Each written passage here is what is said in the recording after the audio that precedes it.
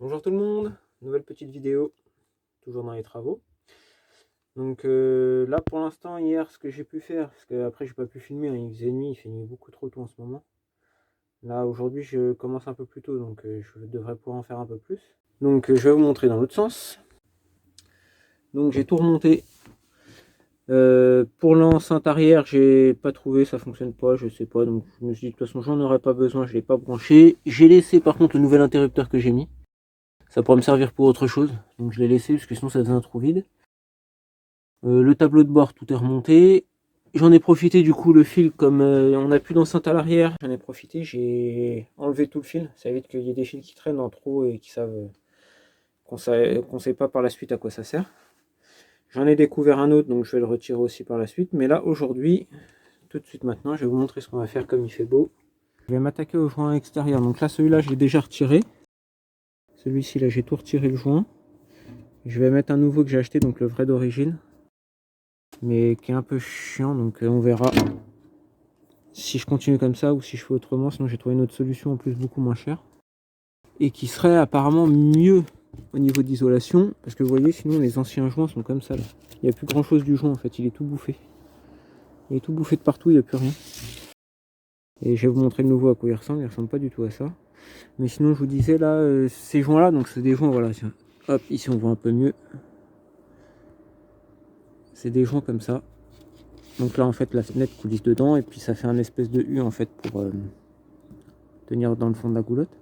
Et ils sont en plastique très dur, donc ils isolent pas du tout et puis ils sont chiants à mettre. Donc dans les angles comme ça là, pour faire l'angle du haut et l'angle du bas, j'ai dû faire des petites entailles tous les 3-4 mm. J'ai dû couper ça et c'est vraiment galère à faire. Et il y a un côté, j'ai même légèrement trop coupé, j'ai peur qu'il se casse maintenant. Donc on va voir ça, je vais vous montrer. Ah, donc ça c'est le nouveau joint qui est comme ça. Celui-là il est mieux, vous voyez. Donc c'est un joint comme ça en fait. Et comme je vous disais, pour les angles, j'ai été obligé de faire plein de petites entailles comme ça, à la scie, pour qu'ils puissent se plier. Mais là ici, vous voyez, je suis allé un tout petit peu trop loin. Et maintenant il est en train de se casser. Donc à voir. J'espère que ça va tenir. Je vais le mettre dans le haut, c'est là où ça craindra le moins. Sinon la deuxième solution, ce sera un joint en caoutchouc, ce sera plus facile et en plus il est plus isolant. Parce que vous voyez, j'ai vraiment toutes les fenêtres à faire. Hein. Toutes les fenêtres, elles sont complètement bouffées, il n'y a plus rien là. En fait, là c'est en train de s'émietter.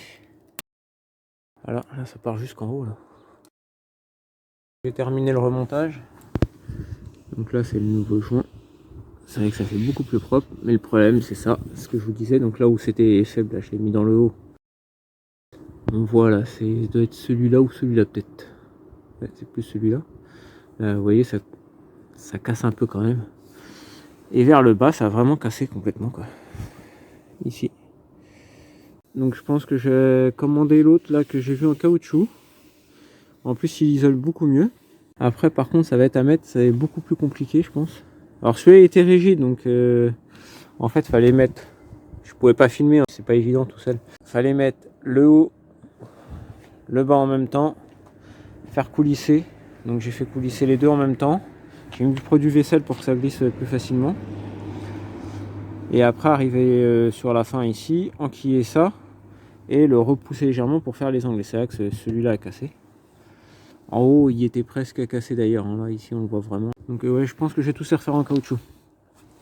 Bon déjà ça fait plus propre, ça tient, la vitre au moins elle bouge plus parce que sinon elle bougeait. Vous voyez dans les autres il y a un petit peu de jeu. Attendez, c'est dans celle-là, j'ai vu. Voilà. Ça fera plus propre et ce sera toujours mieux que ces vieux trucs pourris. Alors après j'ai ça à refaire aussi. Donc la grille basse du réfrigérateur. Là j'ai été obligé de mettre ça parce que ça prenait l'eau, là on voit pas, mais en fait elle est en train de se décoller sur les côtés.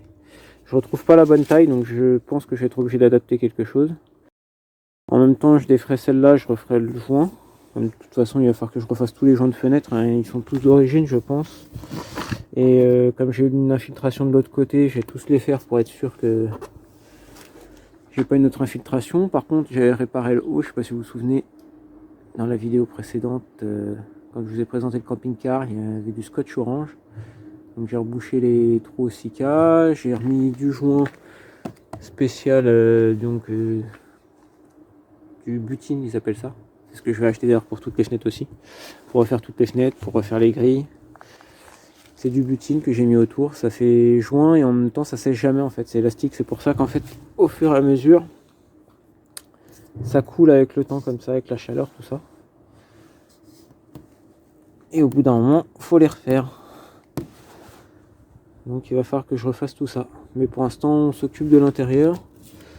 Donc là, ma mission d'aujourd'hui, depuis le temps que je le dis, c'est de m'occuper du chauffage. Donc c'est déjà démonté là, autant en profiter.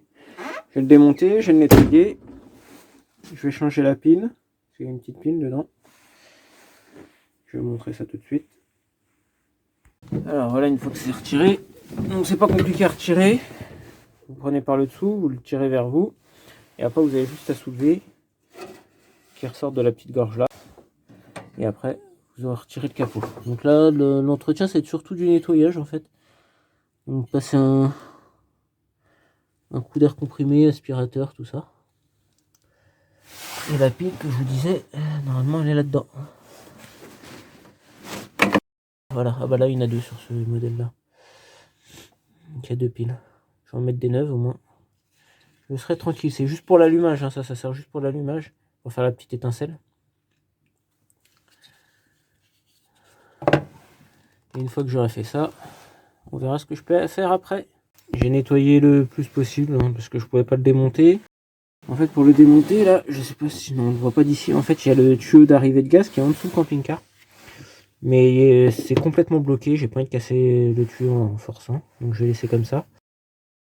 Là j'ai nettoyé le plus que j'ai pu, ça je l'ai démonté pour... parce qu'en fait il y avait une pile qui avait légèrement coulé je pense, mais c'était dans le temps, hein. C'était pas une de maintenant parce qu'elles sont bien, elles sont même toutes neuves. Alors là, vous voyez là c'était un peu rouillé, donc j'ai dû tout démonter pour bien nettoyer. J'ai testé les piles avec ça, donc elles sont bonnes, elles sont toutes neuves en fait. Je voulais les changer mais il n'y a pas besoin. Donc je vais tout remonter dessus là. Là il y a ces deux fils là remontés là. Alors ceux-là comme ça. Celui-ci, réellement ça va pas être évident.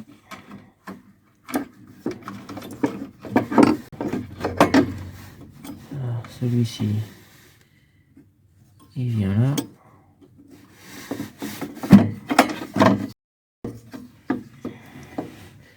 Et après il n'y a plus qu'à...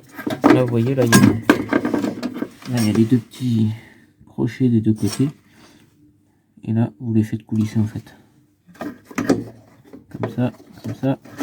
Et voilà. Ça après on va le remettre. C'était dans ce sens là. Et normalement tout est bon. J'ai plus qu'à remonter le cache au-dessus, puis c'est bon, c'est fini. Je vais pouvoir m'attaquer à autre chose. J'ai remonté le radiateur, je l'ai bien nettoyé avant, le plus possible. Et tant qu'on est dans le radiateur, en fait, je vais m'occuper de ça là. Donc j'ai déjà passé un coup d'aspirateur et d'air comprimé dedans. Et je vais essayer de passer un petit coup d'éponge quand même, histoire que ce soit un peu plus propre. Les tuyaux, je les démonte pas parce que je sais pas trop comment les remonter après. J'ai pas envie de faire de bêtises. Donc j'ai vu de toute façon par la trappe à l'intérieur, c'était relativement propre. Donc il n'y a pas de raison. Donc voilà, et puis là il commence déjà à faire nuit.